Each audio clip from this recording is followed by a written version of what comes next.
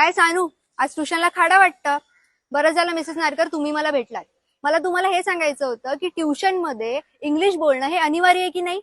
मग सानू तिच्या मैत्रिणी सोबत मालवणीमध्ये गप्पा का मारत असते. काय ग काय बोलतायत मॅडम?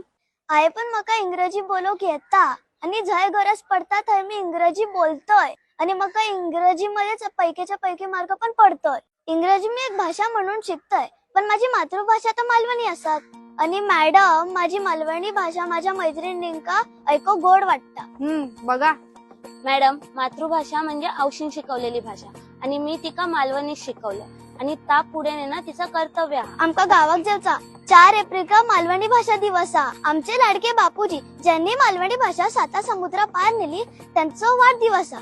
घे बाय माझे तसला चुनू चुनू बोलता या. मॅडम तुमका पण मालवणी बोलू घेता? अगं होय, मी पण कुडाळचाच आहे. मुंबईत इलय ना तेव्हा आपल्याच माणसांनी असं सांगल्यानी की 4 चौघात मालवणी बोला नको, लोका गावठी समजते.